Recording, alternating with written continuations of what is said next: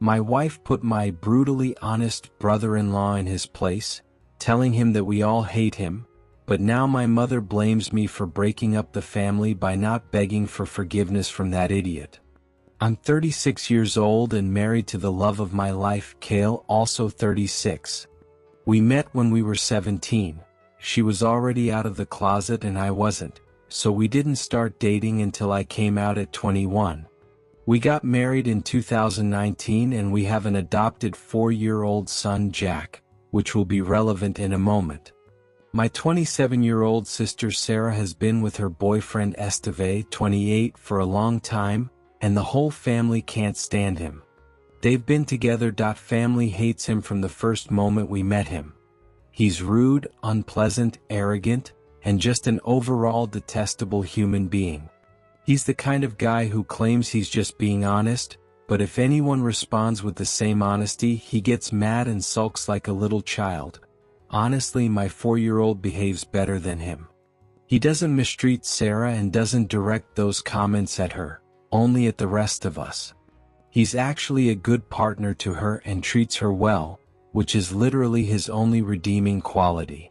My dad and Kale hate him the most and will do anything to avoid him at family gatherings. Kale usually just ignores him and doesn't engage with anything he says because she hates conflict. There have been a few times she's clapped back, but she usually does it jokingly, which my dad finds hilarious. My mom is a peacemaker and will do anything to avoid drama, so she just changes the subject whenever he starts, but she and my grandparents hate him just as much as everyone else. Sarah is obviously the only one who doesn't hate him. Our son's biological mother, Tess, was Kale's best friend, but sadly she passed away in 2021. It was a huge shock. She had an undiagnosed heart condition and one night she just went to sleep and never woke up. Jack had been alone in his crib all day crying for his mom until Kale got worried because Tess wasn't answering texts, went to check on her, found Jack in his crib and Tess in her bed. We adopted Jack because no one in Tess's family was in a position to take him. We're raising him as our own, but he knows who Tess is. Obviously this is a very sensitive topic for Kale. It was extremely traumatic for her and for Jack. Now let's get to what happened last weekend. Saturday was the anniversary of Tess's death, so Kale, Jack and I went to visit her grave. Kale always gets quiet after visiting and this time of year is especially hard for her. On Sunday we had a family gathering at my parents' house. We do these every couple of months to catch up. At first everything was normal. Kale and my dad were talking off to the side as usual, but I noticed Kale was clearly upset, so my dad and she went for a walk so she could clear her head. They've done it before, nothing unusual. Esteve didn't like that and asked why they left and why he wasn't invited. I explained about Tess and that Kale just needed a moment. That wasn't enough for Esteve. He said she should be over it by now. My grandfather, who is naturally a very calm person, said his best friend died over 20 years ago and there are still days it hurts and he misses him, that you don't just get over something like that. Esteve, shut up. Kale and my dad came back and she was in a much better mood. We all sat down for our late lunch and started chatting. Everything was fine at first until Esteve started butting into Kale's conversation with my grandfather. When it became clear they weren't going to include him, he said very loudly, "This is bullshit, she's hogging all the attention because her friend died 3 damn years ago. Get over it for God's sake, we're tired of hearing about it." The whole table went silent.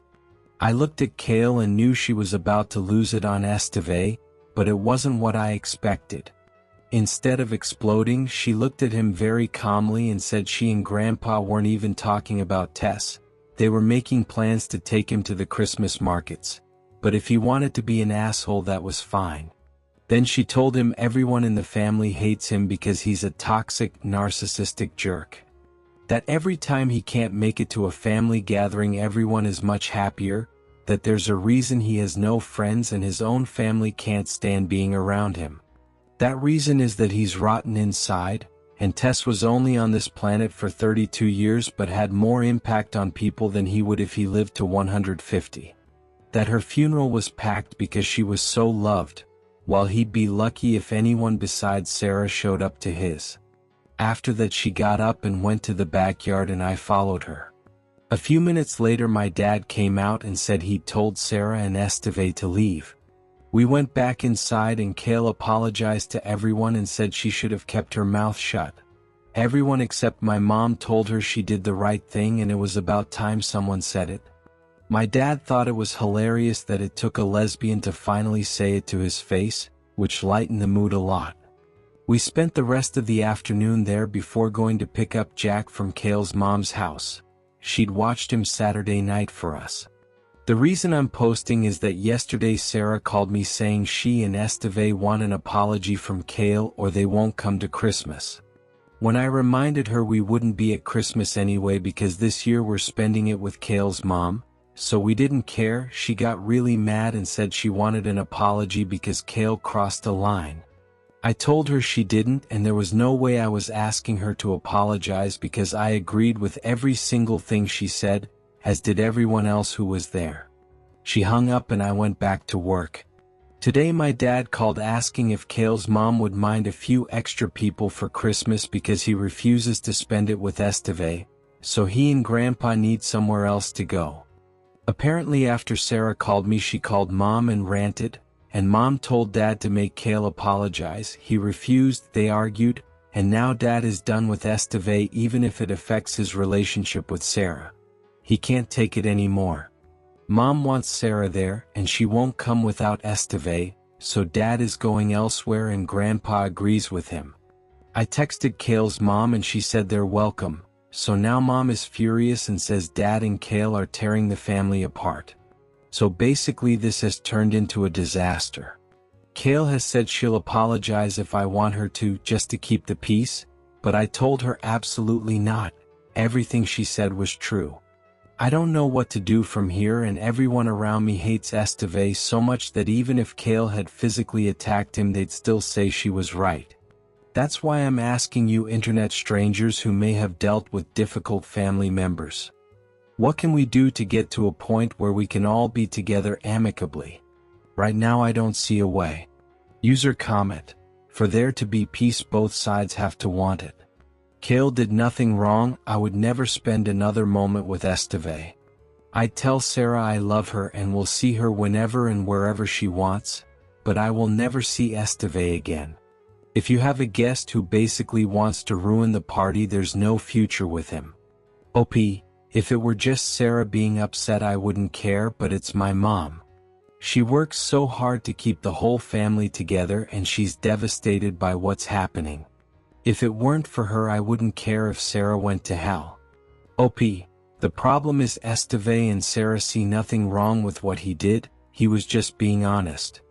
I'd be much happier if she apologized if Esteve and Sarah admitted what he said was wrong too. Without that I'm standing firm. My dad told Kale he'd fight her if she apologized because she did nothing wrong, no yelling or screaming, she said it very calmly. I feel stuck between making my mom happy and doing what I think is right.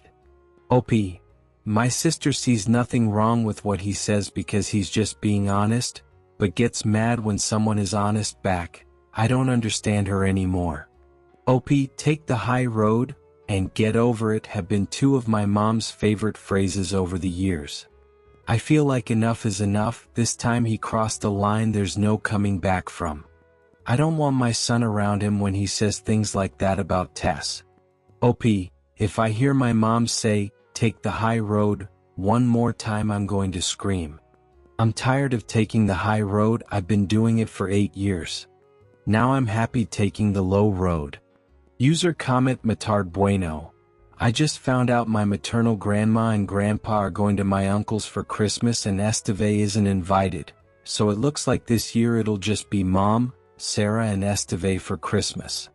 I feel vindicated because my mom is just like her parents, all peacemakers, and if even they've had enough it just shows he didn't just cross the line, he vaulted over it.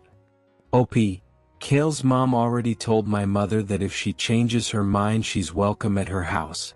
Even if it's Christmas morning, she'll be more than welcome. Obviously Esteve and Sarah aren't invited, but it's good my mom at least has that option. OP, I've realized he's been trying to affect Kale's and my dad's relationship because they're really close. They travel the country going to classic car shows together, which Esteve has tried to tag along to, but he knows nothing about cars, so it makes no sense even if we liked him. Actually, I think he's been trying to push Kale and me out of the family so he can have my dad all to himself. 8-day update. Hi, I know this community loves updates, so I thought I'd share because things seem to be resolving, sort of. After my last post, a few things happened in the following hours. First, I talked to my maternal grandparents. They were there when everything went down, but they're like my mom and always try to keep the peace. That's where she gets it from. They were supposed to spend Christmas with Mom this year but changed their minds and decided to spend it with my uncle. They've also decided they're not going to be around Esteve anymore because he causes too much drama. They asked if they could come see me, Kale and Jack on the 23rd before heading to my uncle's, and I happily agreed. That shocked me and really shocked my mom because, as I said, they're the most high-road people I know, but even they'd had enough. Next thing, my dad called to tell me Esteve and Sarah had decided they want Kale to publicly apologize in front of the whole family and admit she lied and that the family loves Esteve. He was laughing while telling me and called them delusional, so any tiny chance of a surface-level apology vanished. Third thing, Jack came home from after-school club with a recorder that makes me want to shove it up the teacher's ass. So overall, not a great day. Talking to people here also made me realize Esteve has been trying to push Kale and me out of the family. He organizes trips he knows we could go on, but we wouldn't anyway because spending a weekend with him sounds worse than a paper cut to the eye. And he constantly tries to pull my dad away from Kale whenever we're all together. I think it's because he's jealous of how close Kale and my dad are. They go to classic car shows together several times a year, usually with Grandpa too. Anyway, things were quiet for a few days until the weekend. Our city has a big Christmas market that runs November to December, and we always go with Mom, Dad, Grandpa, and Kale's mom. We decided to cheer Mom up by going Sunday and then out to dinner. Mom was told if Sarah or Esteve showed up we'd all leave, and she promised they wouldn't. It was a bit awkward at first but settled down after a while. At one point Jack got my mom and dad to take him on the giant snow slide, and when Mom came back to us she had tears in her eyes. I pulled her aside to see what was wrong, and she said while they were waiting in line Jack said he was happy Uncle Esteve wasn't there. When Mom asked why, he said Uncle Esteve is a bad man.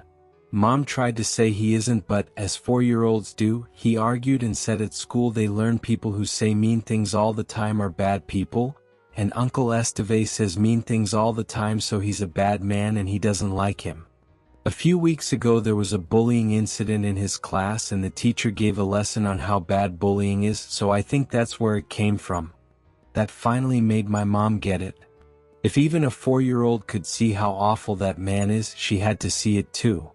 She said she felt trapped because she hates Esteve and agreed with everything Kale said, but she loves Sarah and didn't want to isolate her. I told her I'll always be there for her, but I'm not subjecting myself, Jack or Kale, to being around Esteve again, and she had to think about what she wanted.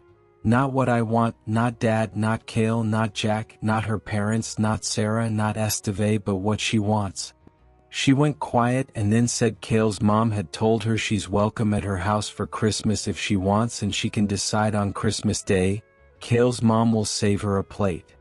We rejoined the group, and shortly after I saw Mom and Kale's mom having a deep conversation while walking behind us. Neither would say what they talked about, but Mom looked a bit happier afterward. They've kept talking since because yesterday Mom told me she's going to Kale's mom's for Christmas, and they've talked about going shopping together next week. When Mom told Sarah after calling me, Sarah predictably lost it and said Mom was choosing us over her. Mom told her she was choosing to have a nice Christmas instead of being belittled and miserable because of Esteve and his so-called honesty. Sarah called me asking if I was happy I'd won. then did something unforgivable and insulted Kale and me with homophobic comments and called Jack a little bastard. I hung up, blocked her everywhere, then told my family what happened and that I never want to speak to her again. Everyone is as horrified as I am, and my grandma, Mom's mom, called Sarah and apparently told her she's dead to her because she doesn't want a bigot in the family. Sarah has been trying to reach out to apologize because she knows she crossed an unforgivable line, but I keep blocking the fake accounts she makes on Instagram. Esteve tried to contact my dad after that, and when Dad finally answered, Esteve tried to say Sarah was just angry and didn't mean it. According to Mom, Dad ripped into him and told him he's the worst thing that ever happened to Sarah and our family. Dad has told Sarah he's disgusted with her, but he'll be there for her if she leaves Esteve. Until then, good luck. Mom has also reduced contact but wants to keep the door open so Sarah isn't completely isolated. Some people told me Esteve might be abusive to Sarah, but I really don't think so. He usually acts like an asshole when he's not the center of attention. He knows when he says stupid things all the attention goes to him, and he loves it. After Sarah's outburst, I think both of them are toxic and feed off each other's toxicity. She lets him get away with it because she enjoys watching the rest of us bite our tongues. So Mom is angry, Dad is angry, all three grandparents are angry, the extended family is angry, and Kale is my rock, but I can tell she's furious about what was said about Jack. I'm just sad and done with everything. At least now I know what she really thinks of Jack, Kale and me, so there's that. Not the best news, but we're moving forward. It'll be nice that this Christmas both sides of the family will be together for the first time without having to worry about Esteve being an asshole, but I'm sad my relationship with my sister ended this way. I'm trying to get into the Christmas spirit, but it's really hard right now. The only thing that makes me smile is Kale and Jack acting like idiots to cheer me up, but that recorder can go to hell. Whoever invented that thing can fuck off, seriously. Thanks for all the support on my original post and for opening my eyes to some things. Maybe internet strangers really are the best people to ask for advice after all. Hope everyone has a good Christmas. User comment: I don't think the asshole brother-in-law and Sarah saga is over. Glad you're theoretically having a peaceful Christmas. I just think neither of them is convinced yet that they're out. OP, I wouldn't be surprised if they tried to show up at my parents' on Christmas, but we won't be there, so they won't get far. As long as they stay away from me, Kale and Jack, I don't care what they do. 1 month update. This might be a bit disappointing, but not much has happened. Sarah stopped trying to contact me the first week of December after sending one last message through a mutual friend saying she loves me and she's sorry. Dad talked to her once on Christmas Eve to wish her, just her, a Merry Christmas. Mom has talked to her a few times and had breakfast with her on Christmas Eve, but that's it. As far as I know, Esteve and Sarah spent Christmas alone at their place. I know the day after Christmas they went to a party at Sarah's friends, and Esteve apparently behaved perfectly according to someone I know who was there. Maybe he's learning, who knows. Some people asked why Esteve doesn't speak to his own family, and after talking to Dad I found out Esteve said something to his brother's wife at a family gathering that caused a huge fight between him and his brother that ended in a physical fight. After that, Esteve's brother refused to have him around him, his wife or his kids, so Esteve's parents told him he's no longer welcome at family events and cut contact. Apparently he gets a birthday and Christmas phone call, but that's it. Dad found this out from Sarah, who was there when it happened. As usual, she tried to downplay it and said Esteve's family was overreacting. Sounds weirdly familiar. We spent Christmas at Kale's mom's, and Mom, Dad and Grandpa came too. Mom and Kale's mom had never spent much time together, but lately they have, and they've become good friends, going out to lunch and shopping several times. They're an odd pair. My mom is very conservative, and Kale's mom was punk when she was younger and now loves Wicca and natural medicine. Seeing my mom in her Sunday best and Kale's mom in her Sex Pistols hoodie is a strange sight, but they get along great, so it's fine. Overall, Christmas was nice, nothing special, just relaxing. No Esteve around meant no need to be on edge. Jack was thoroughly spoiled and loved every second. I'll be honest and say I really miss my sister, and part of me wanted to call her on Christmas Day, but I know I can't have her in my life right now. That's really pretty boring. I still want to launch Jack's recorder into the sun, but he loves it and his rendition of London's Burning is improving. Hearing 26, 4 and 5-year-olds enthusiastically try to play London's Burning at the Christmas play was one of the funniest things I've ever seen. Definitely got the biggest applause that night. Hope everyone had good holidays and a bright new year. Opie 6 months later. Nothing new really. I haven't spoken to my sister or brother-in-law. Dad has talked to my sister a few times, but they don't have much contact, and Mom meets her once a month for lunch. As far as I know, that's it. I still miss her, but life is much simpler without her or Esteve. That's all for now. Subscribe for more interesting stories and to stay updated. See you in the next video.